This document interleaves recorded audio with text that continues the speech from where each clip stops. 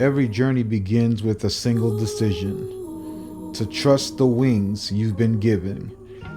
When you embark on the course set before you, you're not just moving forward, you're choosing to rise. There will be turbulence, unexpected winds, and moments of low visibility, but stay the course. Trust the process. Fly with faith, not just sight. For it's not just about reaching a destination, it's about becoming the pilot of your own purpose. So take off, fly the course, and let the journey transform you.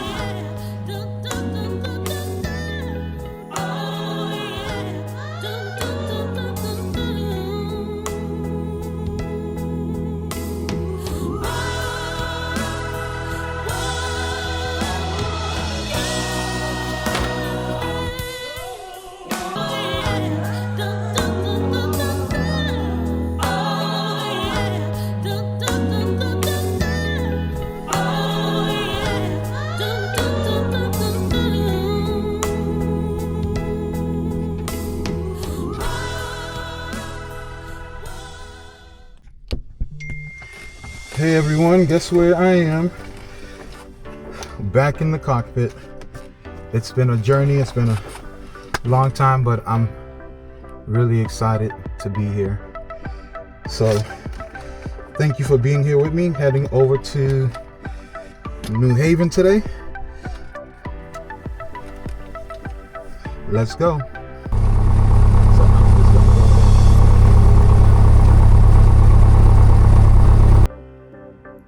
When we left off, I was sitting on the runway, engine running, checklist complete, heart pounding. This was it, the beginning of my first cross-country solo flight.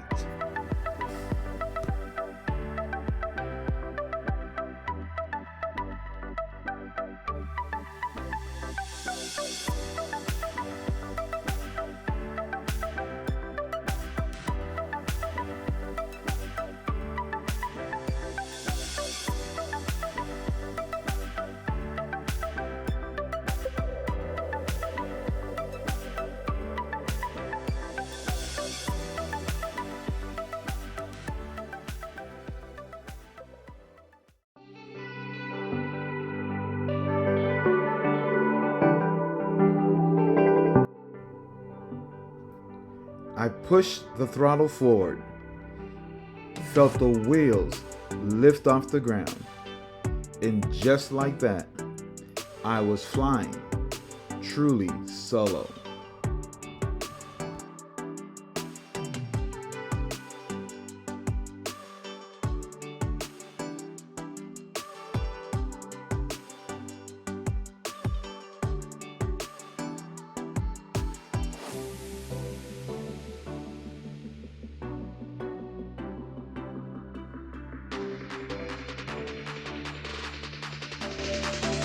The flight from Westfield to Tweed New Haven was incredible. Peaceful skies, smooth air. It felt like I was gliding across a canvas painted just for me.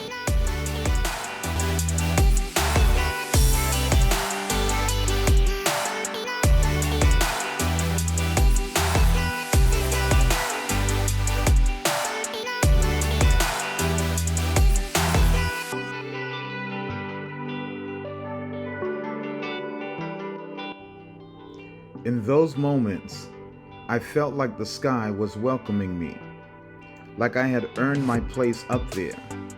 It was the kind of flight you dream about during training.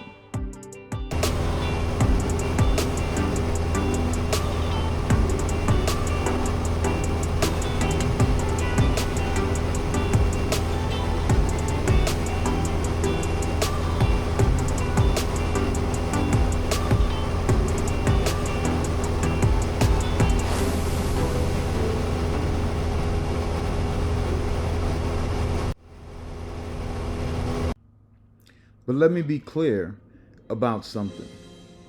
There would be no cross country without my instructor. No, he believed in me before I believed in myself. He didn't just teach me procedures, He taught me how to think like a pilot, how to stay calm under pressure, how to trust the process. You know, every correction I made, every smooth radio call, every confident adjustment on that flight was built on the hours he poured into me. Words can't express how grateful I am. This flight was my solo, but it was built on his investment. And that's why I am so grateful to my friend Alec, my flight instructor. And this is not a ploy. You know, they didn't tell me to do this, or they didn't tell me to do this. I'm not getting paid for it. But if you're interested in flying, I would recommend Alec. He is amazing. He is awesome. As a matter of fact, I have given him an aviation name. His name is the Professor. You know, like they have the professor in basketball. Well, he is the professor of aviation, and I promise you, you will not be disappointed.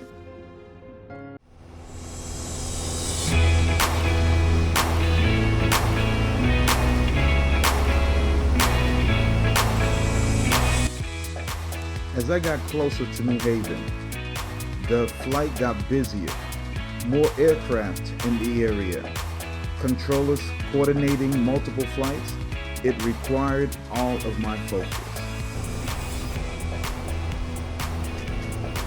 ATC, or air traffic control, had made me make a few turns for separation, maneuvering to give space to other traffic coming in.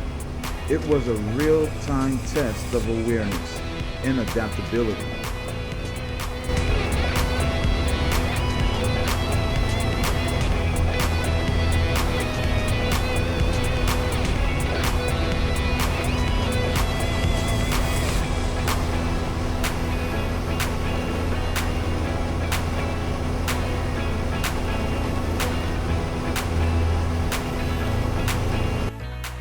It wasn't stressful, it was just real. And that's when I knew I wasn't simulating anymore.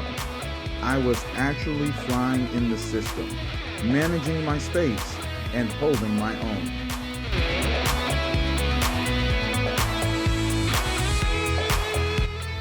They say the sky is the limit, but what if the sky is not the limit at all? What if it's an endless canvas of opportunities waiting for the one bold enough to take the first step? To the hesitant, the sky may appear as a ceiling, but to the one who dares to move, to dream, to act, it becomes a launch pad. The sky isn't a boundary, it's a beginning. And for those who put their foot forward, even the heavens open up with possibilities.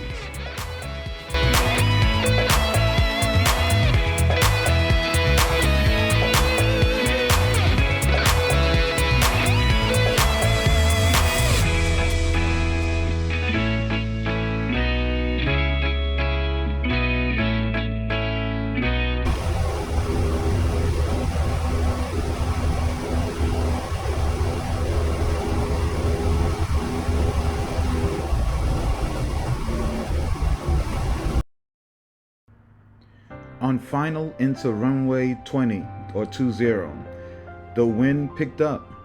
Not enough to cause trouble, but just enough to remind me that landings are earned, not given. I felt the bumps. I made my adjustments, kept my eyes on the runway, hands steady. I stayed composed and let the plane do what it was trained to do.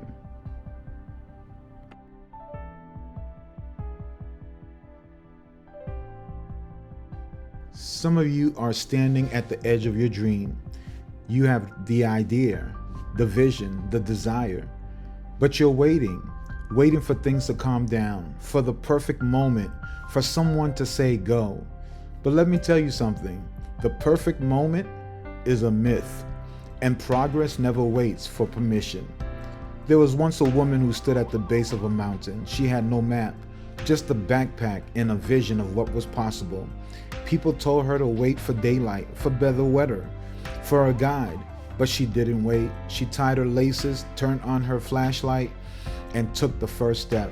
She didn't see the whole path, just enough for the next step, and then the next. By the time the sun rose, she was halfway up, and everyone else was still talking about what they'd do someday.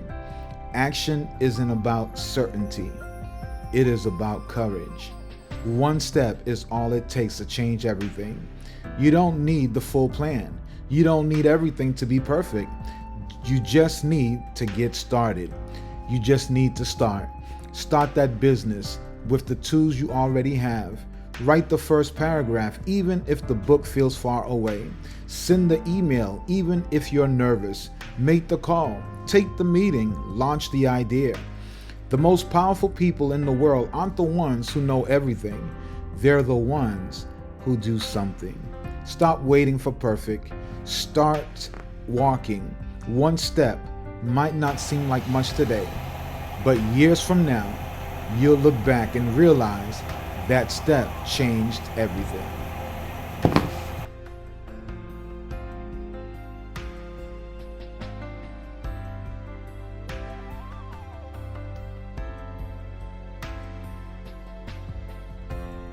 And just like that, I was on the ground at Tweed, my first leg complete.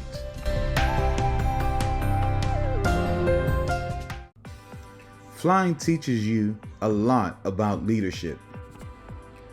But the biggest lesson I learned that day was this: leaders don't panic, they pivot. Things won't always go as planned. Airspace gets busy, winds shift. But the leader, the pilot, stays composed, adapts, and flies the course. In that cockpit, I wasn't just managing a plane, I was leading myself through uncertainty.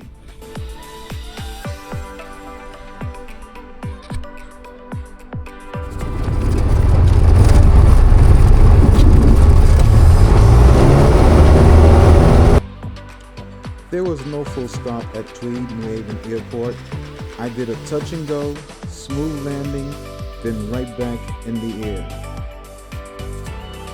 I wasn't alone. The return to Westfield was already underway, and I was still the only one in the cockpit. The only voice I had was my own.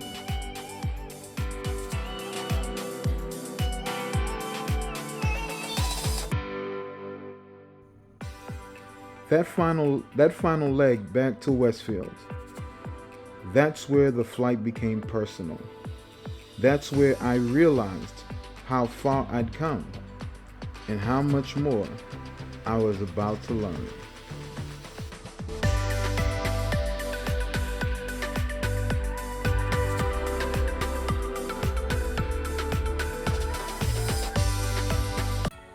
In part 3, I'll take you into the final stretch of this journey, the flight back to Westfield, where I faced new challenges, made many decisions, and landed with a whole new level of confidence.